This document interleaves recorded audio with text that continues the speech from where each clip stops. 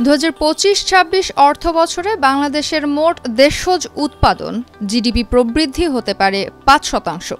Asian development Outlook প্রতিবেদনে এমন পূর্বাভাস দিয়েছে এশিয়ান ডেভেলপমেন্ট ব্যাংক এডিবি। যদিও চলতি অর্থবছরের বাজেটে 5.5% জিডিপি প্রবৃদ্ধি লক্ষ্যমাত্রা নির্ধারণ করেছে সরকার।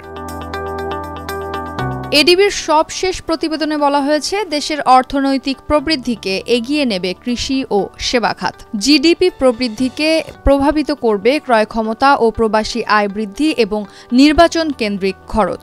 তবে আগস্টে বাংলাদেশের সব রপ্তানি পণ্যের ওপর ট্রাম্পের অতিরিক্ত 20% শুল্ক আরোপের নেতিবাচক প্রভাব শিল্প খাতের প্রবৃদ্ধিকে বাধাগ্রস্ত করতে পারে।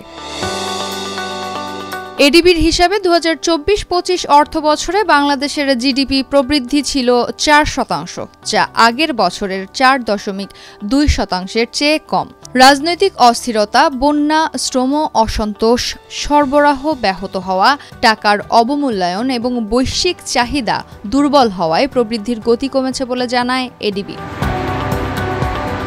2025-26 অর্থবছরের দ্বিতীয়ার্ধে বাংলাদেশে মূল্যস্ফীতি কিছুটা কমে 8% নামতে পারে বলে পূর্বাভাস দিয়েছে এডিবি। সংস্থাটির হিসাবে 2024-25 অর্থবছরে গড় মূল্যস্ফীতি ছিল 10%, আগের অর্থবছরে যা ছিল 9.7%। এডিবির প্রতিবেদনে বলা হয়েছে, নানা চ্যালেঞ্জের মধ্যেও প্রবাসী আয় ঊর্ধ্বমুখী হওয়ায় এর ইতিবাচক প্রভাব পড়েছে দেশের জিডিপিতে।